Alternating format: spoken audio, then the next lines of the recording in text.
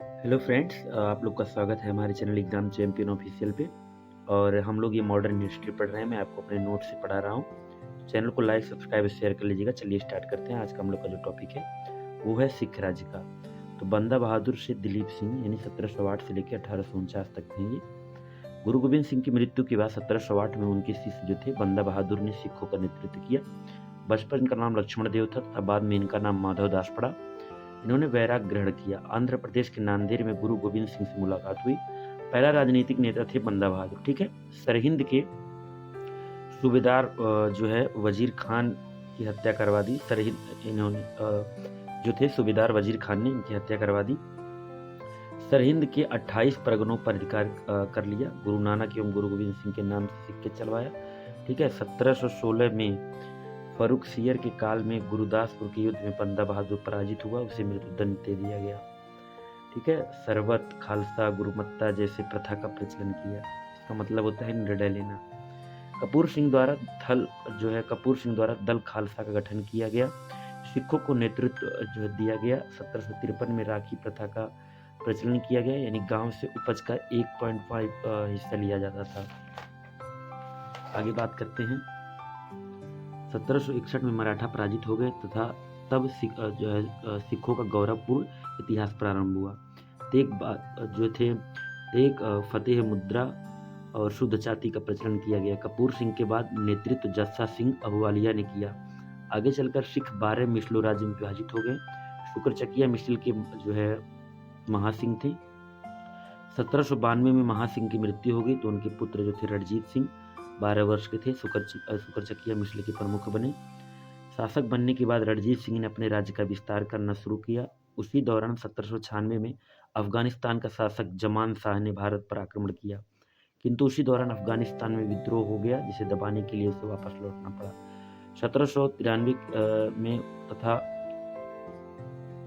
उसी भारत तोपे चिनाब नदी में गिर गई। जब वो लौट रहा था वापस तो उसकी जो है भारत तोपे चिनाब नदी में गिर गई, जिसे छोड़कर वापस चला गया। रणजीत सिंह ने उसे निकलवाकर वापस जमान सिंह को भिजवा दिया तो खुश होकर जमान शाह ने लाहौर पर कब्जा करने की अनुमति दे दी। रणजीत सिंह ने लाहौर पर अधिकार कर लिया। उसने अपनी राजनीतिक राजधानी बनाया लाहौर को। रणजीत सिंह ने 1799 में लाहौर पर अधिकार कर लिया, जबकि 1805 में भंगी मिसल से अमृतसर छीन लिया। अमृतसर को अपनी धार्मिक राजधानी बनाया, लाहौर को राजनीतिक राजधानी बनाया और 1805 ईस्वी में मराठा सरदार जसवंत राय होलकर अंग्रेजों से पराजित होकर पंजाब आया तथा जनरल लेक उसका पीछा करते हुए पंजाब में ब्यास नदी पर पहुंच गया। रणजीत सिंह से उसे जसवंत राय को शरण न देने के लिए कहा।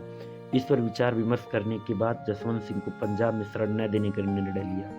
1806 में जनरल लेक और रणजीत सिंह के मध्य समझौता हो गया कि रणजीत सिंह होलकर को अमृतसर छोड़ने के लिए कहेंगे और अंग्रेज पंजाब से अपनी सेना हटा लेंगे। जब तक रणजीत सिंह अंग्रेजों से मित्रवत रहेंगे तब तक अंग्रेज उनके राज्य पर आक्रमण नहीं करेंगे।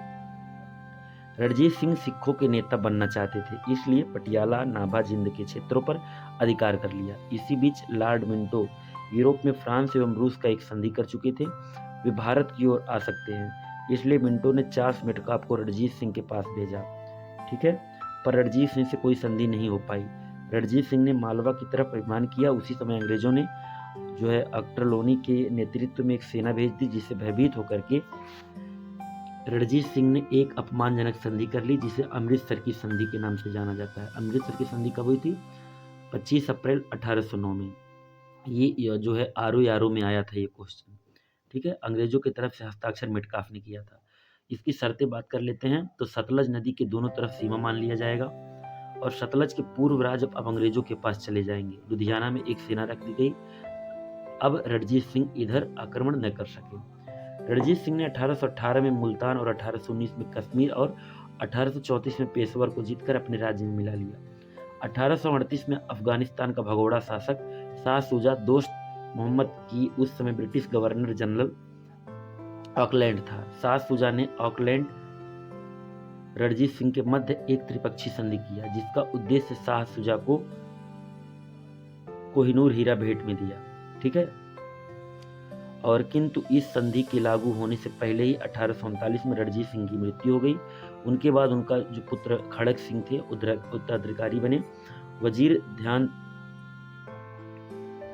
और वजीर जो बने ध्यान सिंह बने। 1840 में मृत्यु हो गई तथा नौनिहाल सिंह शासक बने, किंतु शीघ्र ही उनकी मृत्यु हो गई। खड़क सिंह की जो है विधवा चांद कौर शेर सिंह के बीच संघर्ष हुआ, किंतु शेर सिंह रणजीत सिंह के पुत्र जो थे शासक बने, चंद कौर की हत्या कर दी गई और 1840-43 तक शेर सिंह शासन किए। 1843 में अजीत सिंह ने उनकी हत्या कर दी। रणजीत सिंह के सबसे छोटे पुत्र दिलीप सिंह राजा बने और रानी जिंदल उनकी मां संरक्षिका बनी और वजीर लाल सिंह बने। और उसमें कौन था? हार्डिंग प्रथम था, भारत का गवर्नर जनरल। प्रथम आंग्ल सिख युद्ध की बात कर लेते हैं। 1845 से 1846 तक चला था। प्रथम आंग्ल सिख युद्ध का कारण दरबार की गुटबंदी के कारण माना